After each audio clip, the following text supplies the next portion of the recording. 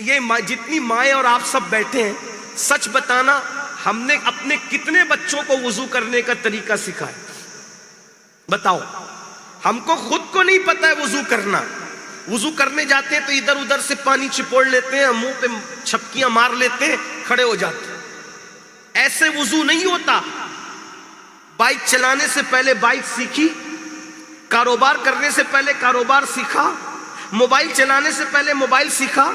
تو ہر کام سیکھ کے کیا، اور اللہ کی نماز بغیر سیکھے پڑھ رہے.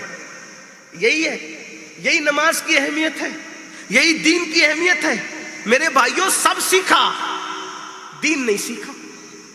سب سیکھا، مذہب نہیں سیکھا. سب سیکھا، اسلام نہیں سیکھا. آج بھی ہزاروں مسلمان ہیں جن کو وضو کرنا نہیں آتا، جن کو نماز پڑھنا نہیں آتا. بس وہ ایسی جو جی میں آتا ہے کرتے رہتے ہیں. اور کیا کہتے ہیں؟ ارے مولوی صاحب، مولانا صاحب، باپو، جیسا کرو اللہ قبول کرتا ہے. تو جیسا کرو اللہ قبول کرتا ہے تو پھر اس نے نبیوں کو کیوں بھیجا؟ نبیوں کو بھیجنے کا مطلب یہی ہے کہ جیسا کرو ویسا نہیں چلے گا. نبی نے جیسا طریقہ بتایا اس کے طریقے کے مطابق چلے گا. کچھ لوگوں کا حال یہ، وہ سمجھتے ہیں ہاتھ منہ دھونا ہی وضو ہے. نہیں، وضو کا ایک طریقہ ہے. بیٹھو علماء کے پاس، سیکھو. نماز کا ایک طریقہ ہے، ویسے ہی پڑھو گے تو نماز ہوگی. اور کچھ نہیں، بہت مشکل نہیں ہے. 5 منٹ بیٹھ جاؤ کسی اچھے سکھانے والے کے پاس، وہ 5 منٹ میں وضو سکھا دے گا، آدھے گھنٹے میں نماز سکھا دے گا. بہت مشکل بھی نہیں ہے. دین آسان ہے، مگر کوئی سیکھو تو صحیح. ہم تو مائل بکرم ہے، کوئی سائل ہی نہیں، راہ دکھلائے کسے راہ روے منزل ہی نہیں. میں یہاں اگر ائمہ مساجد ہے تو ان سے گزارش کرتا ہوں، ان کا خادم ہوں، ان کی جوتیاں سیدھی کرنے کی سعادت حاصل کرتے ہوئے عرض کروں، اپنی قوم کو آدھا گھنٹہ جو بیان کرتے ہو، 25 منٹ بیان کرو، اور 5 منٹ میں ان کو کسی ہفتے وضو سکھایا کرو، کسی ہفتے ان کو نماز سکھایا کرو، کسی ہفتے ان کو روزے کے مسائل بتایا کرو، کسی ہفتے ان کو زکوٰۃ کے مسائل بتایا کرو، کسی ہفتے ان کو نکاح اور طلاق کے مسائل، تاکہ ہماری قوم کو ہم ایجوکیٹ کر سکیں، ان کو اسلامی نالج دے سکیں. 25 منٹ بیان ہو، 5 منٹ ان کو مسائل سکھا دو. پہلے تو ان کو بوریت لگے گی، لیکن دھیرے دھیرے اہمیت کی وجہ سے ان کو سمجھ میں آ جائے گا کہ ہاں یہ دین ہے.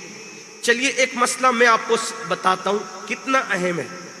ہم لوگ نماز شروع کرتے ہیں اور نماز پوری پڑھ لیتے ہیں، لیکن پوری نماز پڑھنے میں ہماری زبان بھی ہلتی نہیں ہے. یہ شروع کیا، یعنی یہ دلی دل میں اللہ اکبر کا، دلی دل میں ثنا پڑھا، دلی دل میں سورہ فاتحہ پڑھی، دلی دل میں قل اللہ پڑھی، تو نماز ہوئی ہی نہیں آپ کی. کیوں؟ کیونکہ اللہ نے ہمیں نماز سوچنے کا حکم نہیں دیا، بلکہ نماز پڑھنے کا حکم دیا. تو اب نماز پڑھیں گے کیسے؟ تو جو بھی آپ پڑھیں گے تو کم سے کم آپ کو اتنی آواز سے پڑھنا پڑے گا، اگر اکیلے بھی پڑھ رہے ہیں، کہ آپ کی آواز کم سے کم آپ کے کان میں آنا چاہیے. آپ کے کان میں اتنا زور سے مت پڑھنا کہ بازو والوں کو تکلیف ہو. جیسے اگر آپ تحریمہ کہہ رہے ہیں تو اس طرح کہیں آپ. یہ مائک ہے تو آپ کو سمجھ میں آ گیا، لیکن اگر مائک نہ ہو تو سمجھے آپ، یعنی آپ کی آواز آپ کے کان میں. پڑھنے کی تعریف ہی یہ ہے کہ کم سے کم اگر شور شرابہ نہ ہو، کوئی اور چیز نہ ہو، تو آپ کی آواز آپ کے کان میں آنی چاہیے. اب بتاؤ ایسے کتنے لوگ پڑھتے تھے؟ اب سبحان ربی العظیم پڑھنا ہے رکوع میں تو بھی منہ بند رہتا ہے، سبحان ربی العظیم پڑھتے رہتے ہو. کیوں؟ نماز کیسے ہوگی جب آپ پڑھیں گے ہی نہیں؟ تو صرف دل ہی دل میں کہتے رہتے ہو. تو رکوع میں جاؤ تو سبحان ربی العظیم، سبحان ربی الاعلیٰ، سجدے میں اتنی آواز سے پڑھو کہ آپ کے کان تک آپ کی آواز آنی چاہیے. اب یہ سب چیزیں لوگ سننا نہیں چاہتے، بور ہوتے ہیں اس میں. تو میں اپنے علماء سے گزارش کرتا ہوں کہ لوگوں کی پسند کی بات کرنے کی بجائے ہمیں لوگوں کی ضرورت کی بات کرنا چاہیے. کوئی پسند کرے نہ کرے، ہمیں اللہ کی پسند کا خیال رکھنا ہے.